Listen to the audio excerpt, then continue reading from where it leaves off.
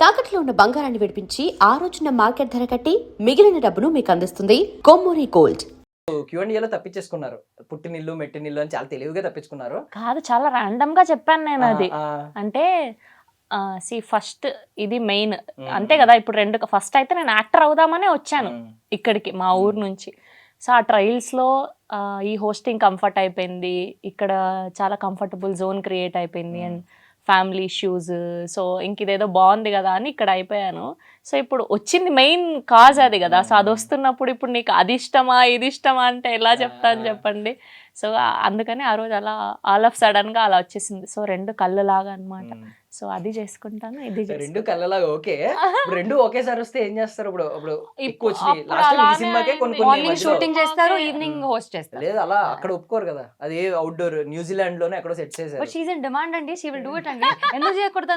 నాకు అప్పుడప్పుడు క్వశ్చన్స్ ఇలా ఎందుకు అడుగుతారు? ఒక్క ఈవెంట్ మాత్రం షూట్ నుంచి వచ్చి చేశాను, ఒక ప్రెస్ మీట్ మాత్రం ఈ షూట్ నుంచి వచ్చి. సో ఇక్కడ లోకల్లో ఉంటే అట్లీస్ట్ అది better. Morning 6 to 6 call sheet ఉంది అనుకోండి, సో వచ్చి చేసుకోవచ్చు. ఓకే, ఈవినింగ్ అంటే దగ్గరలో అయితే చేసుకోవచ్చు. లేదు ఇంకా అంటే ఫుల్ డే అవుట్డోర్ అంటే ఇంకా కష్టం. కానీ ఫుల్ ఫ్లెడ్జ్డ్ గా వాళ్ళకి ఇచ్చేయాల్సిందే. మరి కంపల్సరీ మనకు కంఫర్టబుల్ టీమ్ ఉన్నారు అంటే, ఇప్పుడు వీళ్ళు దొరికినట్టు అందరు దొరకాలంటే కష్టం కదా. నెక్స్ట్ మూవీ కూడా మేబీ తెలీదు ఏమవుతుందో, దేవుడి దయ వల్ల. సో నార్మల్లీ ఒకటి కావాలంటే ఒకటి వదులుకోవాలంటారు అంతే. అంటే ఇది బిగినింగ్ కాబట్టి, యాక్టర్స్ గా బిగినింగ్ డేస్ కాబట్టి దీనిలో పండిపోయారు. దీనిలో డిమాండ్ ఫుల్ ఉంది. మనీ పరంగా చూసుకుంటే రోజు ఈవెంట్ చేస్తూ ఉంటే వచ్చే ఇన్కమ్ తెలుసు మనకి, రెవెన్యూ ఎంత వస్తుంది. ఇది ఈ షెడ్యూల్ రెవెన్యూ వేరు. అది ఇప్పుడు క్యాల్కులేట్ ఉంటుందా? క్యాల్కులేషన్ నాకు ఇప్పుడున్న సినారియోకి నేను బేసిక్ గా నాకు యాక్టర్ ఫ్రెండ్స్ ఉన్నారు, చిన్న చిన్న హీరోయిన్స్ ఫ్రెండ్స్ ఉన్నారు, నేను క్యారెక్టర్ ఆర్టిస్టులు ఫ్రెండ్స్ ఉన్నారు. కంపారిటివ్లీ వాళ్ళకంటే నాకే మంచిగా వస్తుంది. అవును, రెవెన్యూ అలా ఉంటది ఎక్కువ. ఐ మీన్ నేను అనేది అదే, డైలీ ఈవెంట్ ఉంటే ఆ రెవెన్యూ ఒక రేంజ్ లో వస్తది. అవును అవును. ఈజీగా 30 days లో I work for 20 to 25 days only, not only press meets, బయట ఈవెంట్లని, కార్పొరేట్ ఈవెంట్లని, ఇన్స్టాగ్రామ్ అని, ప్రమోషన్లని, ఆ సారీస్ అని, అవ్వని ఇవ్వని. So easily 20 to 25 days work ఉన్నప్పుడు సో నాకేమి పెద్ద ఇది అనిపించలేదు. Okay, I'm comfortable in this కదా. కానీ ఇప్పుడు కంఫర్ట్ జోన్కి వచ్చేసాను కాబట్టి so I want to experience this also అని, సరే చూద్దాము, దీనికోసమే కదా ట్రై చేసాం, మనల్ని వెతుక్కుంటూ వచ్చినప్పుడు ఎందుకు కాదనుకోవడం అని చెప్పి సో చేశాను అనమాట. But this a very very challenging role నాకు, అసలు మొదట్లోనే ఇలాంటిది రావడం అసలు. నార్మల్లీ పవన్ కళ్యాణ్ గారికి వీరాభిమాని. అవును, మామూలుగా పేరేంటి? అఖిరానందన్. సో ఫస్ట్ నేను మా ఆయన ఇంట్లో చెప్పినప్పుడు ఇట్లా పవన్ కళ్యాణ్ గారి పేరే పెట్టుకుందాం అనుకున్నాం ఫస్ట్. సో దాని తర్వాత మా ఆయన అన్నాడు కదా, దేవుడు అనే పేరు ఆయనకు ఒక్కళ్ళకే ఉండాలి, సో వాళ్ళ అబ్బాయి పేరు పెట్టుకుందాం అని చెప్పి. సో అట్లా అసలు మా ఇంట్లో అయితే అట్లా ఎట్లా పెట్టుకుంటారు అది ఇది అని మా అత్తమ్మ మా మామయ్య. బట్ దాని తర్వాత అదే అక్షరంతో రావడం తనకు కూడా పెట్టాలని, నక్షత్రం ప్రకారం. సో అఖిరానందన్ అని పెట్టడం అట్లా ఫైనల్లీ. కానీ అప్పుడు షూట్ చేస్తున్నప్పుడు ఓజీదే ప్రెస్ మీట్ వచ్చింది. నేను గోపి గారికి ఎంత చెప్పి ఫీల్ అయ్యానో నేను. ఈసారి ప్రెస్ మీట్ స్కిప్ అయినందుకు ఒక రోలే వస్తుంది. సో అంతకు ముందు కూడా అంతే, హరిహర వీరమల్లు అప్పుడు కూడా నేను షూట్ లోనే ఉన్నాను, అప్పుడు రాలేకపోయాను. ఎందుకంటే వాంటెడ్లీ నేను చెప్పి పెట్టాను ఈవెంట్స్ వాళ్ళకి, సో మీరు ఏమి ఇచ్చినా ఇవ్వకపోయినా నాకు కళ్యాణ్ గారిది వచ్చితే మాత్రం నాకు డబ్బులు కూడా ఇవ్వకంటే మీరు, నేను వచ్చి చేసేసి వెళ్తా అని. సో పాపం వాళ్ళు జెన్యూన్ గా కాల్ చేశారు. నేను అడిగాను కూడా గోపి గారికి, ప్లీజ్ అండి సాయంత్రం అన్నా పంపించంటే, లేదండి నరేష్ గారు వెన్నెల కిషోర్ గారు ఉన్నారండి కాంబినేషన్. అవును, యాక్చువల్లీ మాకు అది ఎందుకంటే వాళ్ళు చాలా సీనియర్ యాక్టర్స్ కదా. సో వాళ్ళ పాపం వేరే సినిమా చేసుకొని వచ్చి మాకు చేసేవాళ్ళు. సో ఇప్పుడు వాళ్ళ డేట్స్ ఇంపార్టెంట్ కదా అన్నారు, పెద్ద కూలి పని. అవును నిజం, చాలా ఉస్తాద్ మరి ఏంటి ఖర్చు వేసారా? నెక్స్ట్ ఉస్తాద్ వస్తుంది కదా, నెక్స్ట్ మంత్ ఖర్చు వేసాము, ఖర్చు టవల్ బెడ్షీట్ అన్ని వేసి పెట్టాము. కొంచెం రెడ్ టవల్ వేయండి, రెడ్ టవల్ వేయండి, కొంచెం పని అవుతుంది. సో సుహాస్ గారిని గురించి అంటే స్టార్టింగ్ అందరూ ఇంట్రోవర్ట్ అని అంటూ ఉంటారు. బట్ నాకు తెలిసి ఆయన సెన్స్ ఆఫ్ హ్యూమర్ ఒక రేంజ్ లో ఉంటుంది, బాగా కనెక్ట్ అయిన వాళ్ళకి. ఫస్ట్ సినిమాకి ఇప్పటికి ఈ డే ఎండ్కి, ఫస్ట్ డేకి డే 1కి అప్పుడు అంబాజీపేట, ఇప్పుడు డే ఎండ్ లాస్ట్ షాట్ అవుతుంది కదా ఇందులో, అప్పటికి ఎంత మార్పు చూసారు మీరు ఆయనలో? నాకు సుహాస్ ఫస్ట్ ఫిలిం నుంచే క్లోజ్ అయినా. సో నాకు అదే అంటున్నాను, బిగినింగ్ లో ఇంట్రోవర్ట్ లా ఉండింది, but once we became friends అసలు వెరీ చిల్ అలా ఏం ఉండదు. పాపం స్టేజ్ మీద కొంచెం అలా భయపడతాడు అంతే కానీ ఇట్స్ వెరీ వెరీ ఆయన Cool. ఓన్లీ మైక్ పెట్టినప్పుడు ఆయన కంగారు అనమాట, అంతే. కెమెరాలు ఆ లైట్లు అంతే తప్ప. సో ఆయన స్టార్టింగ్ కి ఫస్ట్ ప్రమోషన్ చేసిన ఫస్ట్ కలర్ ఫోటో అప్పటికి ఇప్పటికి చాలా చేంజ్ వస్తూ వచ్చింది. అండ్ ఇప్పుడు మీకు తెలుసు కదండి, నేను స్టేజ్ మీద మాట్లాడలేను, మీరు మళ్ళీ ఇంకొకటి అడగకండి. ఏదైనా అవార్డ్ ఫంక్షన్ లో కూడా అంతే, మనం మైక్ పెడితే సో ఆయన చాలా అండి ఇంకా చాలా ఇట్లా అంటా. Thank you. నాకు చెప్పేస్తాడు, నువ్వే మాట్లాడేసి అన్ని కవర్ చేసేసి థ్యాంక్ యూ చెప్పేస్తా.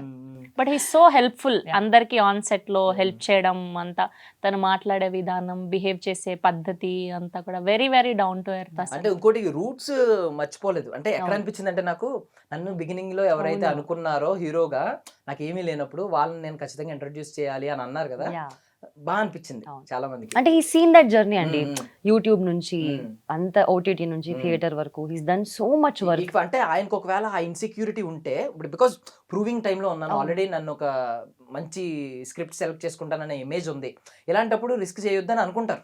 మంచి మంచి ఎవరైనా పైగా అప్గ్రేడ్ కోరుకుంటా ఉంటారు, ఆండ్రాయిడ్ అయినా iOS అయినా అప్గ్రేడేషన్ లాగా అప్గ్రేడ్ కోరుకుంటారు. సో మళ్ళీ వెళ్ళి వాళ్ళందరితో చేయడం అనేది నిజంగా లిటరల్లీ ఆ రూట్స్ మర్చిపోలేదు. సో అది గుడ్ క్వాలిటీ. అండ్ ఇంకొకటి ఇందాక అన్నారు కదా డాన్స్ నెంబర్స్, వీటి కోసం చూస్తున్నాను కంప్లీట్ ఒక డాన్స్ ప్రొఫైల్ మీద మూవీ గురించి. నార్మల్లీ ఇక్కడ మనకి స్పెషల్ సాంగ్స్ అవుతూ ఉంటాయి, మనకి కిసిక్ సాంగ్ కానీ, ఊ అంటావా మామ కానీ, పెద్ద పెద్ద హీరోయిన్స్, స్టార్ హీరోయిన్స్ అందరూ చేస్తున్నారు. ఒకవేళ శివానీకి గనక ఇన్ ఫ్యూచర్ అలాంటి ఒక సాంగ్ వస్తే, మీరు నేర్చుకున్నదేమో కూచిపూడి, కొంతమంది ఏంటంటే కొన్ని ఉంటాయి మైండ్ సెట్స్, మీకు సినిమాలో ఉన్న క్యారెక్టర్ లాగా నేరో మైండెడ్ పీపుల్ ఉంటారు, బిజినెస్ ని అర్థం చేసుకోవాలి, బిజినెస్ అంటే బిజినెస్ ఏదైనా, మీరు అర్థం చేసుకోవట్లేదు సినిమాలో, అందుకని అలాంటి నేరో మైండెడ్ పీపుల్ ఉంటారు కొంతమంది. నేను కూచిపూడి నేర్చుకున్నాను కదా, ఈ కైండ్ ఆఫ్ డాన్స్ చేయొచ్చా అనే ఫీలింగ్ ఉంటుంది. మీకు అలాంటిది ఉంటుందా, ఏదైనా చేస్తారా? నాకు dance any kind of art is art అండి. నాకు డాన్స్ కూడా కూచిపూడియే మంచిది, folk song or any special number is not dance form అని అట్లా ఏం లేదు. అండ్ నేను ఆ సినిమాకి హీరోయిన్ అయితే నా సినిమాలో నేను చేసుకుంటాను. Okay okay, conditions apply.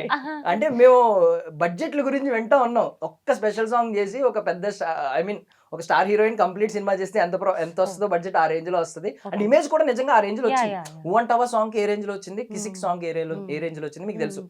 Tamannaah గారు స్టార్ట్ చేసినట్టున్నారు కదా ఫస్ట్, అప్పటి నుంచి కాజల్ గారు, పూజా హెగ్డే చాలా మంది చేశారు. సో అలా ఉంటే డిమాండ్ ఉంటది, ఈ ఒక్క సాంగ్ నా సినిమాలోనే డిమాండ్. మీరు హీరోయిన్ కాదు, బట్ డిమాండ్ ఉంటది ఆ సాంగ్ చేస్తే.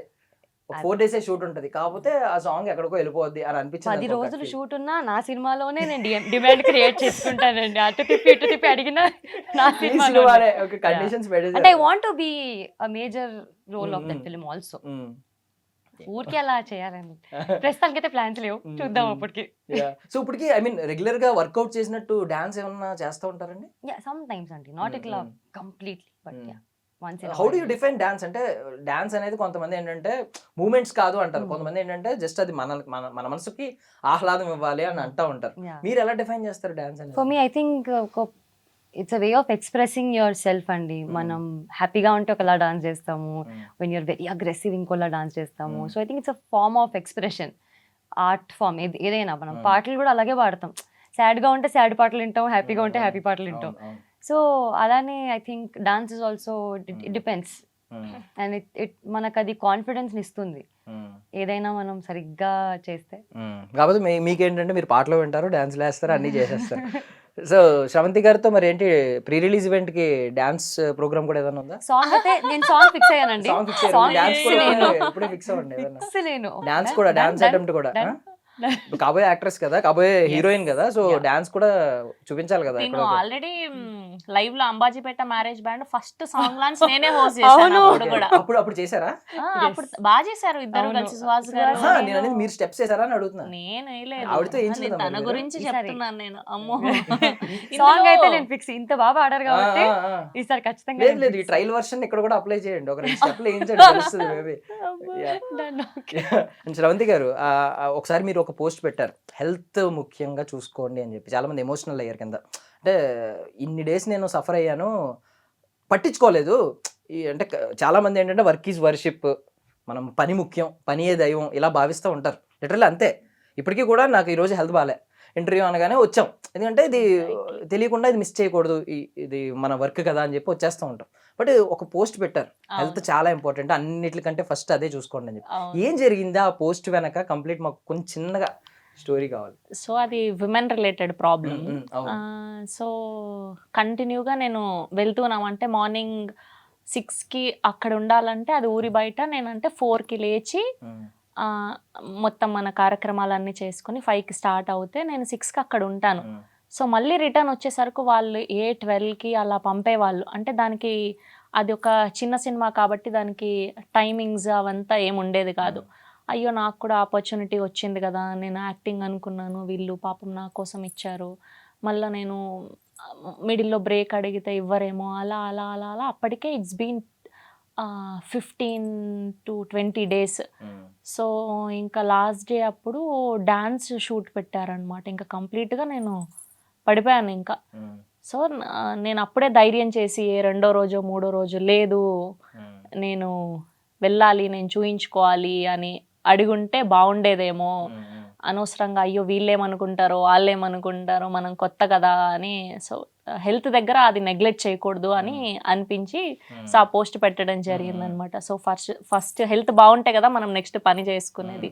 సో ఇప్పుడు బెటర్ అయ్యాను, ఎక్కడున్నా టైంకి బాక్స్ తెచ్చుకుంటా, కరెక్ట్ 1 o'clockకి నాప్కిన్ వేసుకుని తినేస్తా, టైం టు టైం కాఫీ తాగుతా. నేను పెద్ద డైట్ కూడా అసలు ఏం చెయ్యం మేమిద్దరం, మంచిగా తినాల్సిందే కొంచెం కొంచెం తింటాం హ్యాపీగా. సో డెజర్ట్కి మాత్రం ఫుల్ క్రేవింగ్స్ చేస్తాం.